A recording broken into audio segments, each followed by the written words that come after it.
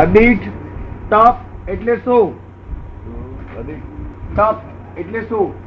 જે તપ આમ ઘરું દેખાય કે ઓહો આ સાધુ મહારાજ તપ કરી રહ્યા છે બધા દેખી છે કે એ તપનું ફળ ભૌતિક ફળ મળે. શું મળે? અને જે તપ દેખાય નહીં અમે તપ કર્યા કરતા હોય આંતરિક તપ છે, બહાર દેખાય નહીં, કોઈ જાણે નહીં કે તપ કરે. આંતરિક તપ એને એ અધિક તપ કહેવાય. અદિઠ તપ દેખાય નહીં. અદિઠ તપનું ફળ શું? મોક્ષ થાય, મુક્તિ ફળ મળે.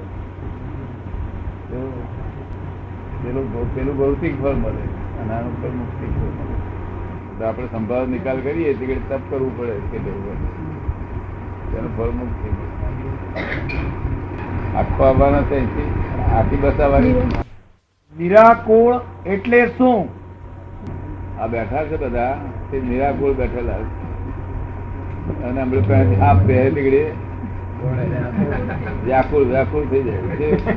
આકુળ વ્યાકુળ વ્યાકુળ લુગડામાં આ નિરાકુળ બેઠા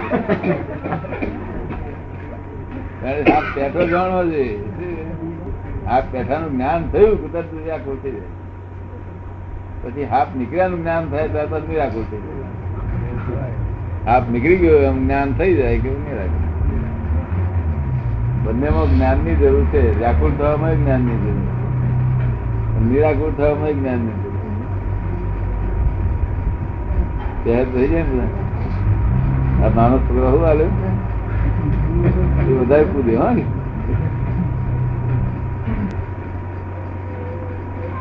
સાંભળીને જ આખું થઈ ગયું.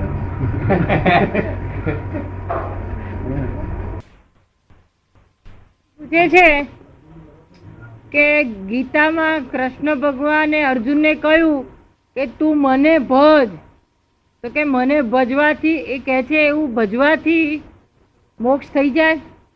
કોને ભજવાથી? કૃષ્ણ ભગવાનને. હા, રૂબરૂ હોવા જોઈએ. અર્જુન તો રૂબરૂ મળ્યા હતા ને. રૂબરૂ હશે કામ ચાલે છે. પાસપોર્ટ પણ કાઢ્યો અને ભૂલ થાય કોણ સુધારે? ભૂલ થાય ફોટો ફોટો કઈ સુધારવા આવે? આવી ગયા કે અમે તો આપની વાણી સાંભળવા જ આવ્યા છીએ. હા, પણ કઈ બોલો તારો પ્રશ્ન કરવાને બદલે આપના અંતરમાંથી કઈ સ્ફુરે એવું કહો. એ કે છે કે પ્રશ્ન કરતા આપના અંતરમાંથી સ્ફુરે એવું કહો કે છે. શું નામ આપનું? ભૂપેન્દ્રભાઈ. ભૂપેન્દ્ર. તમને કેમ લાગે? આ તો એક જાતની આ સૃષ્ટિનું એવી ક્રમ છે. આ સૃષ્ટિનો એવો એક જાતનો ક્રમ છે કે શું ક્રમ છે? શું ક્રમ છે? સૃષ્ટિનો ક્રમ છે કહ્યું ને.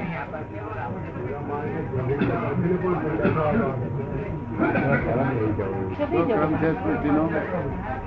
સૃષ્ટિનું જે આ જે જાતનું સંચાલન થાય છે એ કેવી એવી કોઈ દિવ્ય શક્તિથી થતું હશે અથવા તો ગમે તે આ સૃષ્ટિનું કઈક સંચાલન થાય છે તે કોઈ દિવ્ય શક્તિથી થતું હશે કે છે. આપણે એમાં એક ભાગ છીએ. ભગવાન કરતા નથી ને? ભગવાન આપણે જે એ તો માન્યતાઓ પર આધાર છે ને. એ તો માન્યતાઓ પર આધાર છે ને. આપણે ભગવાન છે કે નહીં? આમ આપણી રીતે જોઈએ તો દરેક ના આત્મામાં ભગવાન તો છે. ઉપર નથી ને?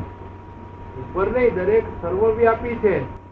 સર્વવ્યાપી છે. તો સર્વવ્યાપી એટલે આપણે તો સંદાસ કહેવાય નહીં. એવું કઈ નથી. એનું કારણ છે કે દરેક ચીજમાં છે એટલે બધી ભગવાનની દ્રષ્ટિએ તો કોઈ બી વસ્તુ સંદાસ બેસતા આપણને શરમ લાગે. સંદાસ બેસતા શરમ લાગે ને આપણને. એવો કઈ વિચાર આવતો નથી, ભાવ આવતો નથી. એવો વિચાર નથી આવતો.